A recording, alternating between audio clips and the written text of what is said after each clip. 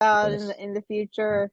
The And strike, we, uh, the strike oh, is over. They're making yep, movies, so this year is going to be jam packed.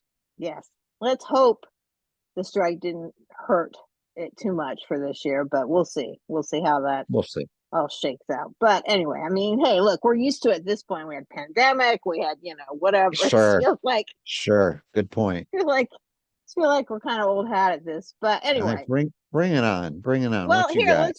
let's just quickly say that last year did show some signs of life, some improvement, some excitement at the movies, which was, and then the strike happened. But there was that glimmer, and I think that glimmer is gonna keep shining brighter, with the Barbie and the Oppenheimer, and it just proves that people really did want to go back to the movies, and it was nice to see that, and I felt heartened by it.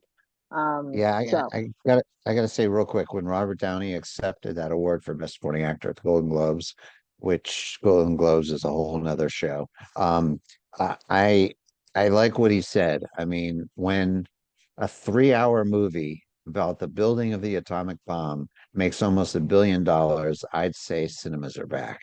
yeah, yes, indeed, and I Exactly. totally agree with that. Anyway, so we are going to jump off the new year with a couple of reviews.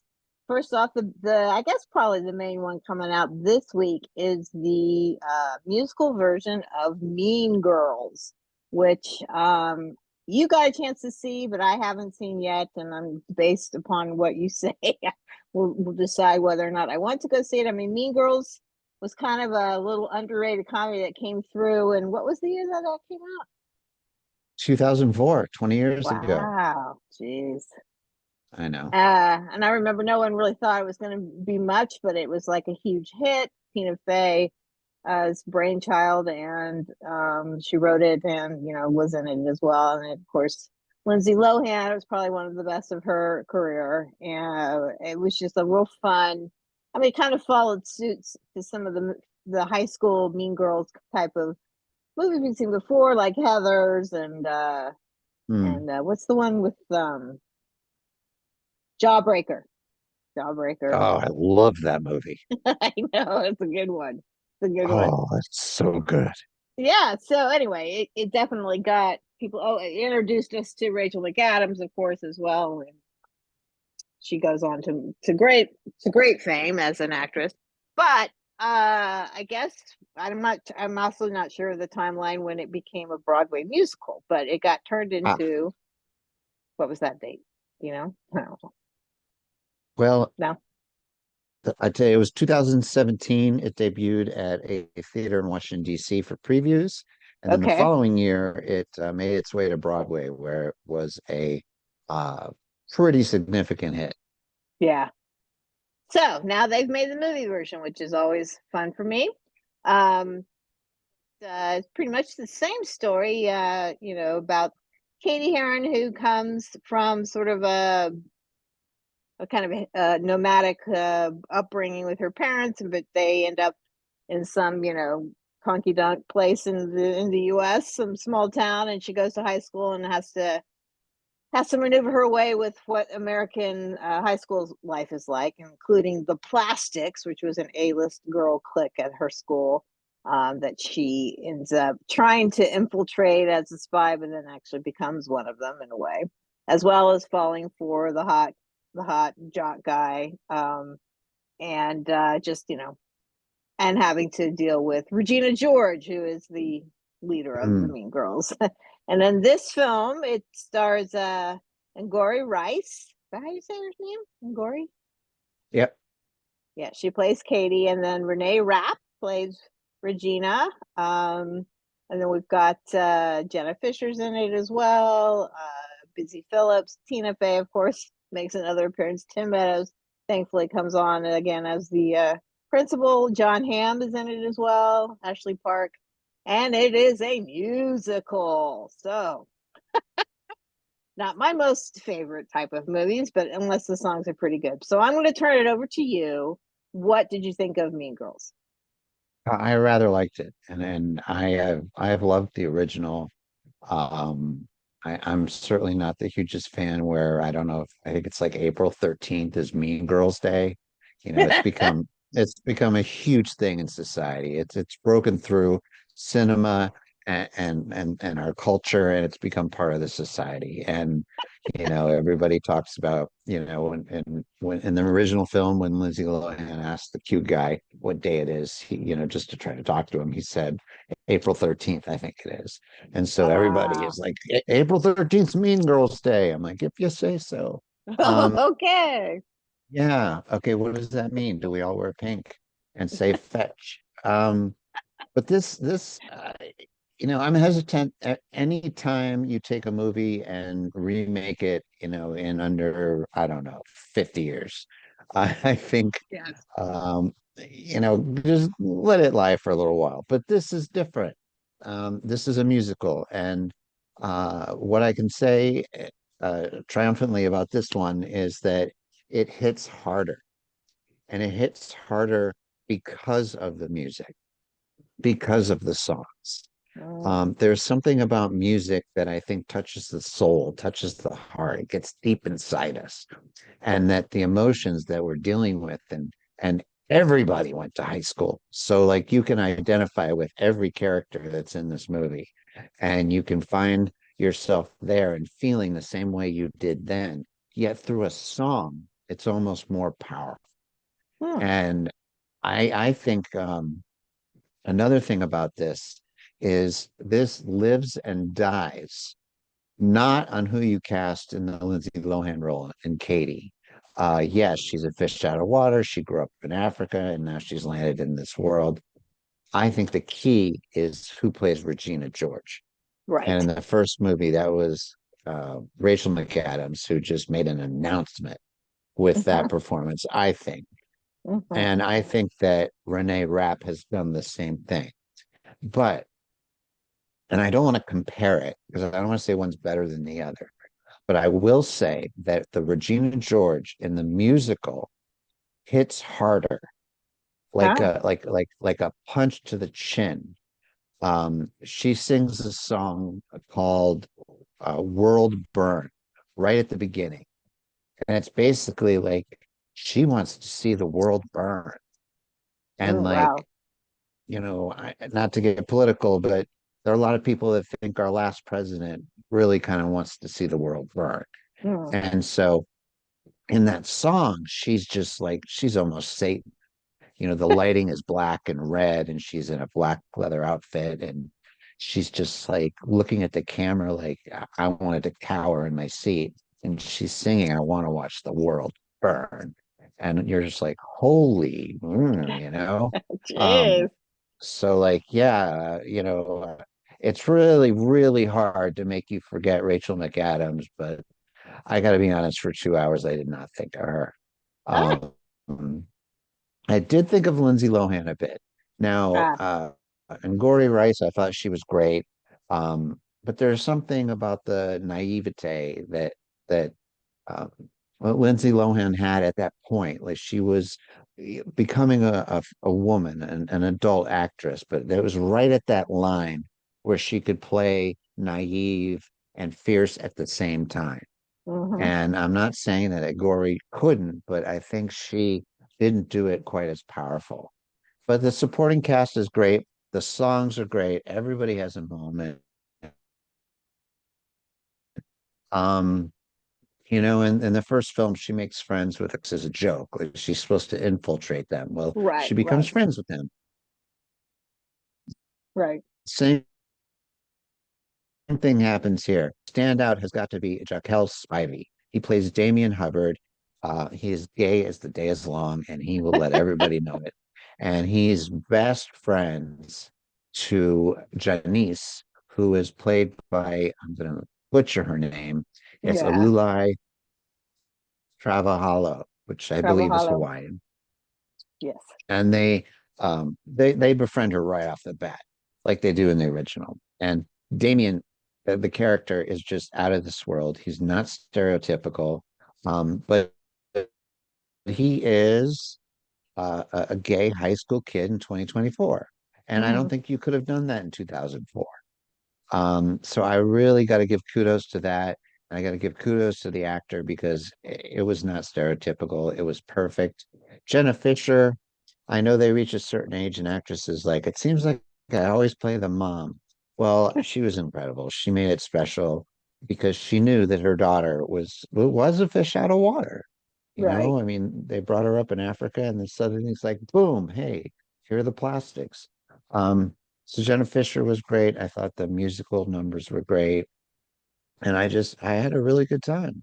And I think Okay. there's something universal about that story that I think it can be told again, but in a different fashion like this in the form of musical. Yeah. Yeah. Okay. Well, and you said the songs were good, huh? Great, great. While I was writing the review last night, I listened to the soundtrack on Spotify. Well, interesting. Okay. And you think that this is, I mean, it's PG, right? Is it PG-13? It's PG-13. My daughter really wants to see it, and she's 10. She'll be 11 in 4 months.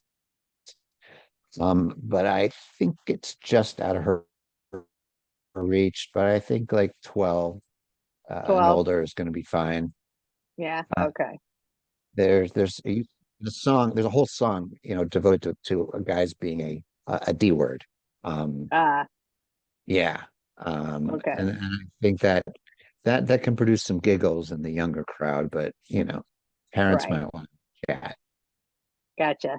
Okay. All right. Well, that's interesting. What rating would you give Mean Girls then? I'd give it 4 stars. stars. I mean, I don't think it's something that's gonna win awards and blow houses down. But judging by the Thursday preview that I went to, it's a big time girlfriend movie, and there were a Yeah. lot of dates there. So when you can Yeah. Okay. combine, a movie that girls want to go to with their girlfriends and guys taking girls on dates to movies that they want to see, I think it should do pretty good. Which is kind of what Barbie did too. There was a lot of people who went on Exactly. dates. Yeah. Yeah. So I'm sure it'll make a probably decent chunk of change. One would hope. Yeah, musicals don't blow up the box office, but The Last Showman had legs and it did pretty good. And I don't know if Yeah. this has legs, but I really think it's something. There's nothing else like that right now in the marketplace.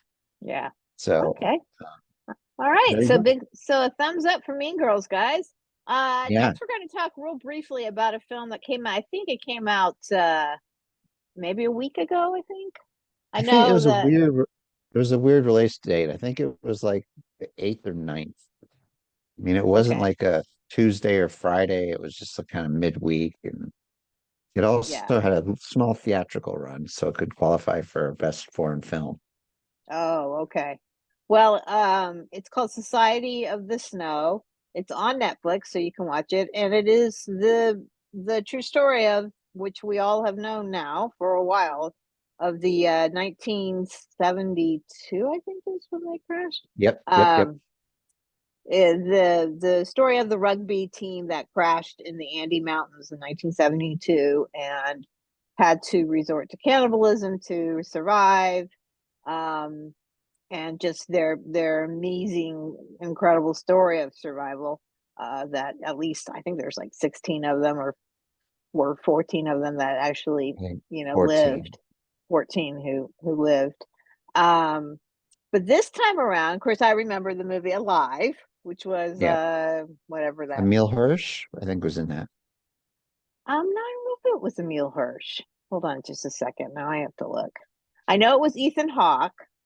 Maybe that's what I'm thinking. Yeah, Ethan Hawke played Nando, the one of Yeah. the main There guys was who like got them. one name. Ethan Hawke, Vincent Spano, Josh Hamilton was the other one I remember. Ah, He there was we the other go. one. Yeah, he was the other one I remember and that was 1993. That was that long ago. I mean, there have been several other. I think there was a miniseries about it too. I'm not sure, but Yes. certainly this story has been told a few times. But this time around, it's a Spanish, it's done in Spanish, and these guys were from Argentina, I Uruguay. think, right? Uruguay, Uruguay. and they were flying to Chile, right? Yeah. Um, so it's done in the native language, which I found, you know, made it that much more powerful. And it's directed by J.A. Boya, Yep. Boya, who is, you know, he's kind of an up and coming Spanish film director. I mean, he's been around for a while, but at the same time, he's also done some amazing stuff. He directed The Impossible, A Monster Yes. Calls. I mean, he's really quite excellent as a director, and so his take on this um, was just astounding. I mean, like I said, we know this story. We've seen this story before, and we know what happens. But to watch it the way he framed it was just, you know, it really just got to me. Um, there's I feel like it was, you know, obviously it's definitely, you know, it takes you through the survival of the crash and then, you know, the aftermath of that. So you do have that kind of, you know, watching that horror and the tragedy and them surviving. But then it was also this sort of very philosophical character study, I thought, about these young men who, you know, have to make these hard choices to live. And then because they're all fairly come from a lot of them came from very religious families, Catholic and whatnot. So their faith is very strong. And the idea that, you know, you don't obviously you can't eat another human being, but then uh they have to. But then they're all deciding, you know, it's okay if I die, you can use my body, kind of thing. And then I know the true story is that they got a lot of when they first came back, and it was revealed that they did have to resort to cannibalism to live, and how their families were horrified and the public was horrified. But then when it was explained how they had to do it and how they gave permission to do it, um, I guess that this is what I read anyway, that you know they were sort of absolved of having to resort to that. But I mean, visually, it was unbelievable. I mean, it's just so horrifying that they're in this, you know, that they crash, they crash, and their plane is white, so they the rescuers Mhm. couldn't see the plane because it blended into the snow, and it's just and the absolute uh despair when they find out that the you know that the rescue has been called off, and they're, you know, and they know they can't be Oh yeah. there, they can't stay there forever, they're not going to live. And then of course the last, you know, part of the film is the two brave men who hike it down the mountain, man. God, Like up and down and up high and up down and and down, up and and down again. I was riveted by a story that I've seen so many times, and for that to happen is pretty spectacular, I thought.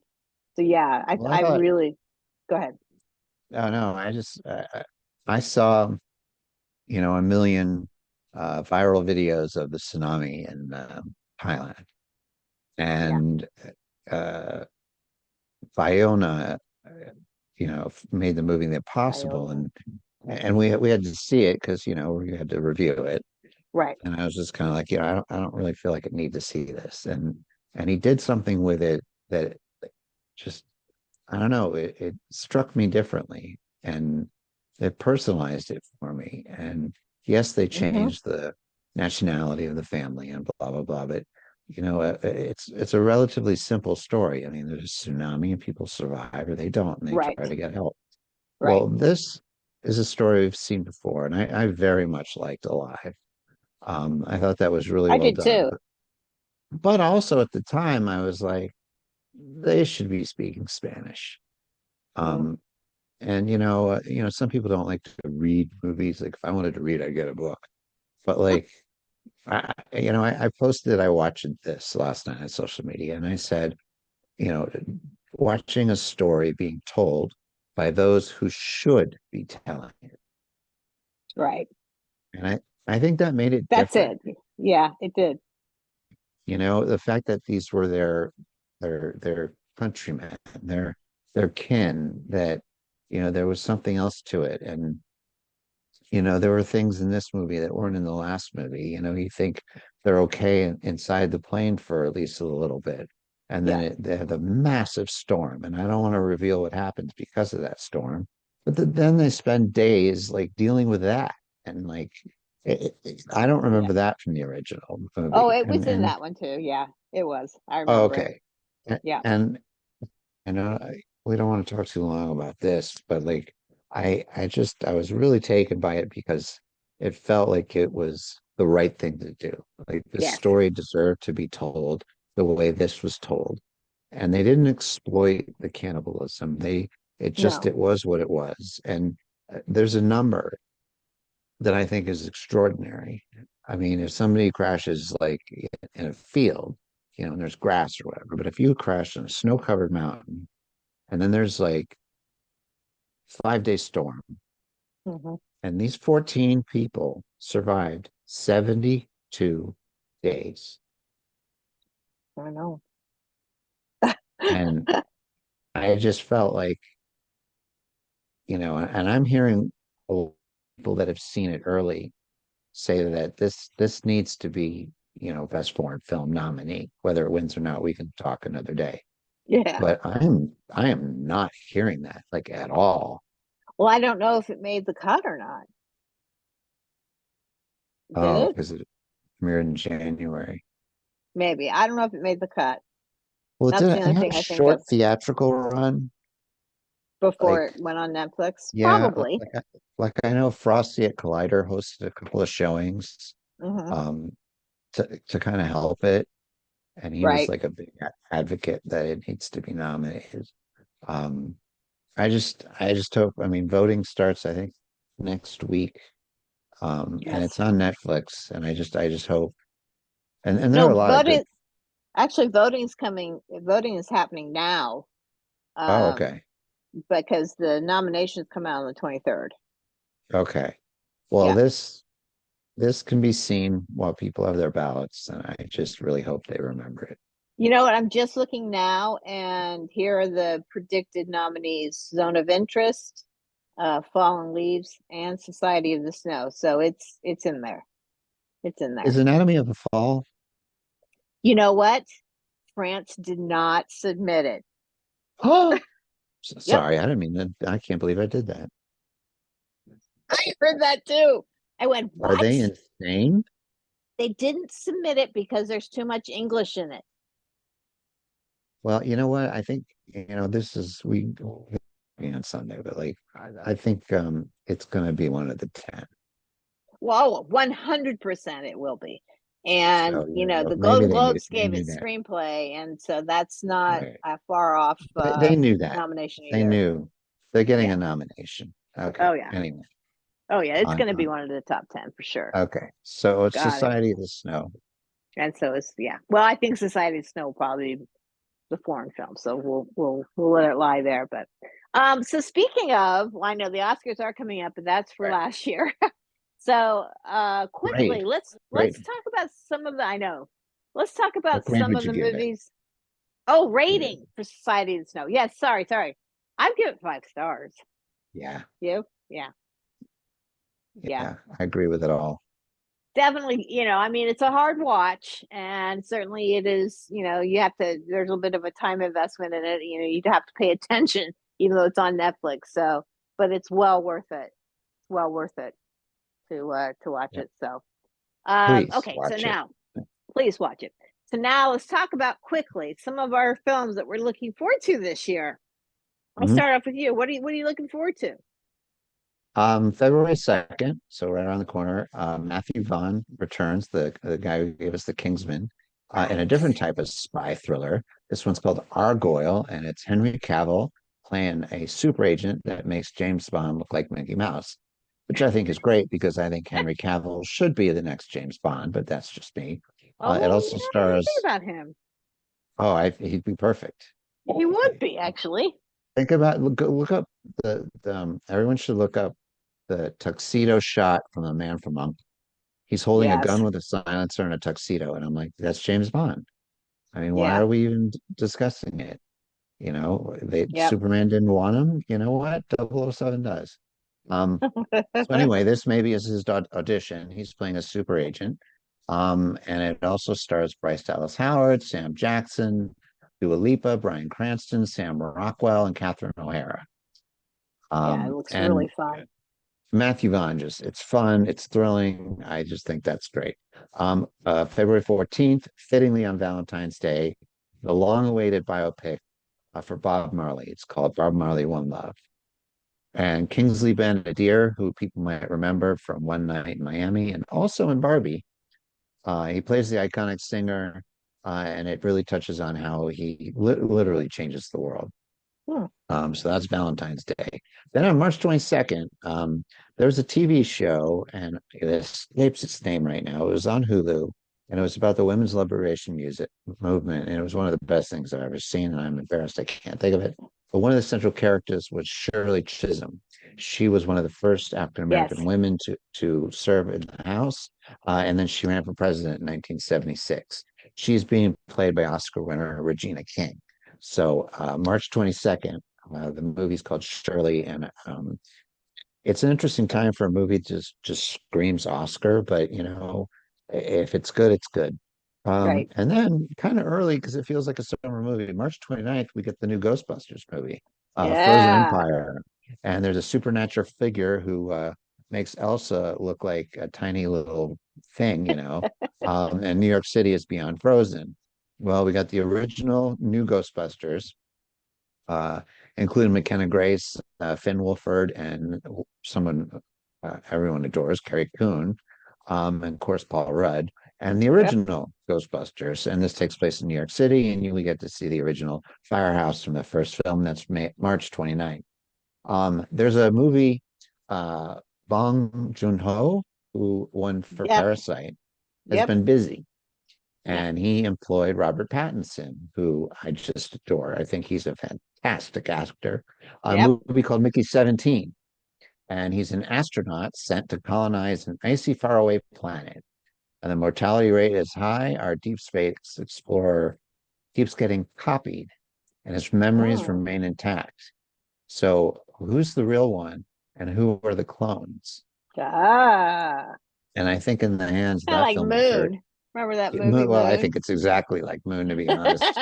Uh, it's just the Korean version with a British star. Moon is an all-time classic. Plus Amazing. Sam Rockwell. I mean, come on, Yeah. Sam Rockwell. The next one we're skipping into summer, May 3rd. I'm really looking forward to The Fall Guy. Okay.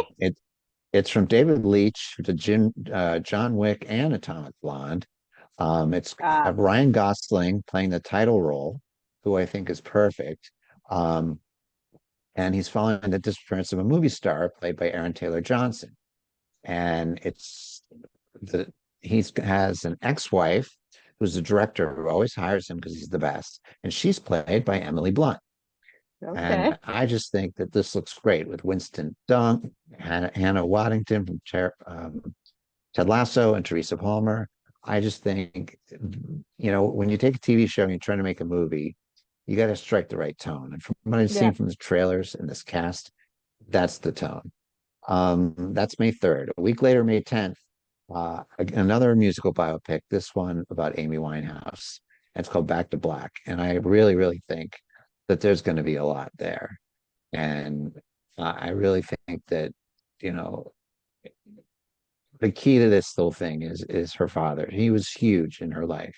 And Mm-hmm. Eddie Marsan is playing her dad. And he is such a Oh. great character actor from England. It's just incredible. And I really think that this is going to be something special. And that's May 10th. And then also on May 10th, I thought I was through with them, but then I saw the trailer and I am all in. Kingdom of the Planet of the Apes. Yes. Me too. Uh, That one looks really good. It's you know, basically taking us up to it's basically taking us up to the original Planet of the Apes. Now we're yes, finally at that point. yes. And Andy Serkis doing motion capture, again, I'll be there all day. So Yeah. there's something about that character he created, that ape, that just, if he's in it, I'm there. Yep. Um, and then a strange, strange movie. It's from the mind of John Krasinski, who gave us blanking on the name. Quiet Uh, Place. Quiet Place, thank you. Has a movie called If, and If stands for Imaginary Friend. And it Mm. stars Ryan Reynolds and a girl played by Carly Fleming. And all these imaginary friends start to come to life. And they're voiced by Steve Carell, Phoebe Walker Bridge, Maya Rudolph, Sam Rockwell, Christopher Maloney, and Aquafina. And so I think with John Krasinski directing, and he also has a role in it, with Ryan Reynolds being the wide-eyed kid as an adult, I think this is a summer winner for the whole family. It's called Probably. If. Then, of course, I don't think much needs to be said, but May 24th brings Furiosa, a Mad Max saga. Yes. I think that Anya Taylor-Joy can do absolutely no wrong. And she is perfect to fill the shoes that Charlize Theron just rocked. And with Chris Hemsworth being a bad guy, I think this has winner written all over it. Oh, I'm Uh, 100% there on that one. I'm already bought tickets. I mean, I haven't, but Yep. it's like that. Yep. Um, Inside Out 2, June 14th. Yep. I've been waiting for this one, and so has a certain little one. And I love of all the emotions that you can add when a girl turns 13, the one they added is anxiety.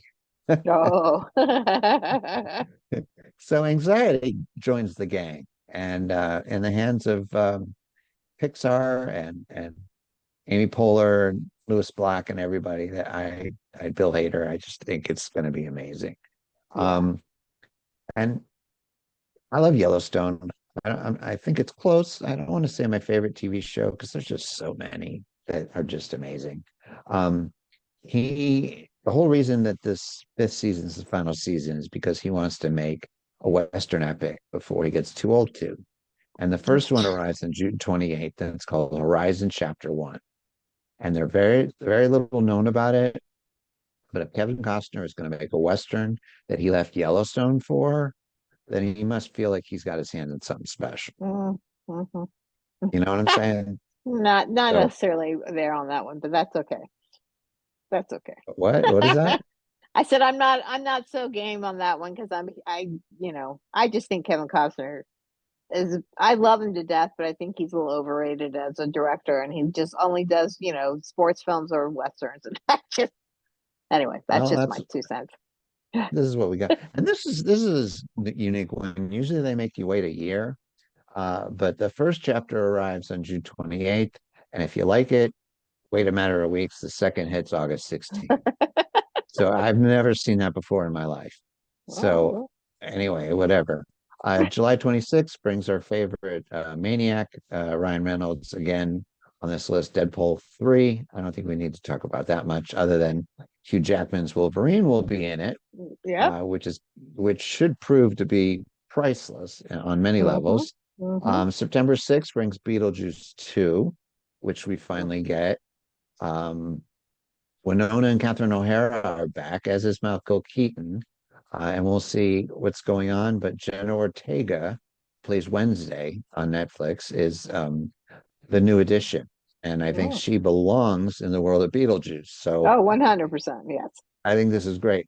And here's another one that's probably not on a lot of people's radar. It's a movie called Wolves, as in like a pack of wolves. It comes Mm-hmm. on September 20th, and it stars Brad Pitt and George Clooney as fixers. Oh, all right. I think this thing bleeds cool, and I'm not even going to say anymore. A Um, little glimpse of Oceans, Ocean's 11. Yeah, there we go. yeah, yeah. Yeah. Except they were the bad guys then, but they're fixers. Yeah. Like in Pulp Fiction, the fixer shows up in a white tux. I mean, except we get George Clooney and Brad Pitt. I mean, come on now. Right. Right. A couple weeks later, October 4th, we got the Joker sequel, Folie à Deux, which finds Lady Gaga Yep. playing a role made famous by Margot Robbie for the last several years. Um, and it should be interesting to see because there are rumors that it's not a musical, but there are going to be songs in it, Hmm. which Okay. on Well, it has to paper be. It's gonna be dark as hell, I'm sure. So. I find it very distracting potentially. Nothing's known about this. There's a lot of fake trailers out there, but one thing has emerged. On November 22nd, we get Gladiator 2, and Yep. stepping into Maximus's shoes is the man who can do no wrong, Pedro Pascal. So Pedro Actually, Pascal is a star, the central gladiator, uh, Gladiator 2. And oh, the evil doer, Joaquin Phoenix just bled evil in that film. yes. This time it's Denzel Washington. Oh, So and then Denzel also versus, I'm reading yeah, that Paul Mescal, who's kind of this like literally everywhere up and coming guy from Ireland, who's just so tremendous. He's playing Lucius, the adult son of uh of right, Lucia and Maximus. So right. Well, yeah. you get Mescal, you get Pascal, and you get Washington. I I'm mean, down. I'm I'm down. down. And Ridley hasn't really lost too much of his step. Not too much. I don't know. Napoleon was a little bit Yeah, he can still do the big action sequence though. I will give him that. yeah. I will And give somebody him big just war. Yeah, he'll do that well. somebody needs to pop in the door of the editing room and just be like, cut. And he can Oh just be God. like, wait, what? Cut? Okay, I'll cut. Yeah, Last right. but not least, I just saw the musical with my daughter, and it was just such an experience. I can't imagine I'm not sure it's going to be up everybody's alley. But November 27th, Thanksgiving weekend, we get finally the cinematic version of Wicked, Yes. which finds Ariana Grande as Glenda the Good, Hmm. Jeff Goldblum as the man behind the curtain, and a woman with the most incredible voice, Yep. Cynthia Erivo, Yep. is being I'm looking described. forward to it because I've never seen the musical either. And I just kept waiting for them to make it into a movie. Now I've read the book that everything's based on. The book's fantastic. So I always thought turning it into a musical was probably a good idea. I just never got a chance to see it. So well, Michelle those are Yeoh all is in good. it too. Yeah, Oh, I so know. It's that's gonna be that's my uh, well, that's way more than eight there. Let me see. and I'm gonna fill in the blanks here. There is there's Dune Part Two, mm, which comes out in March as well, March 1st. That got pushed back from last year. Kind of looking smartly. forward to that because I really actually enjoyed that first Dune. It's Second one very looks so atmospheric. good. Yeah, second one's going to give us much more meat to it. I think the first one was a little more episodic and not episodic, expository. So you kind of had to set everything up. But Denis Two Villeneuve words. is Two Denis Villeneuve. words. Sandworms. Yes, yes, but just also more words. Timothy. Chalamet. God, just he's the best. He's Um, the best. he's the best. Let's see. I'm also throwing in there Godzilla versus Kong, the new Empire, April 12th. If anybody's out Figured. there and has Apple TV Plus, you gotta watch Monarch: Legacy of Oh, Monsters. I feel like this so is good. all circling around into it, so gotta watch that. That's fantastic. There's also this movie that got a lot of buzz last year, I think, during the festival circuit, Challengers, also Zendaya. It's about a love triangle between Oh yeah. a tennis star and her competing champions or something like that. And Josh O'Connor and Mike Faust play the other two people. Josh O'Connor, as everyone might know, is from The Crown. He played a young Prince Charles. So apparently this is supposed to be kind of a little racy, and it's Yep. also by the guy Luca. I'm not going to know how to say his name. Just Luca. Guadagnino, Luca, who directed speaking of Timothy, Call Me by My Name, which was also great. Here's another one I'm kind of actually interested in because it could actually happen. Civil War, coming out April Yeah. 26th, about the United States who fall into a civil war, and it's got a great cast: Kristen Dunst, Jesse Plemons, Nick Offerman. Um, so yeah, beware of what they make, kind of thing. It looks like it could be Alex Garland said directed too. He's a great director. Yes, he Let's is. see. There's something else I saw that you missed. Furiosa, we got that. Kingdom, yes, yes, yes, yes. Um, Ballerina. Yeah, Said yep, yep. apparently it's a spinoff from John Wick. Um, Yes. Diarmas, who we love, she's in it as well as there was somebody else I saw in it that looked like maybe I saw this picture. Oh, from Walking Dead, Norman Reedus. I think he's in it too. So who knows? We know she can kick ass. So maybe if this Well, spins off, I don't, I've always felt like John Wick was like uh, violence as ballet. So like this yes, feels like such a natural progression. yes, yes. The other one that I'm kind of looking forward to is the Bike Riders, which is Yes. kind of looks like a big uh not what's the Easy Rider. Thank you. Yes, yes, yes. An Easy Rider sort of feel to it, but it's got a great cast: Tom Hardy, Jodie Comer, and Austin Butler.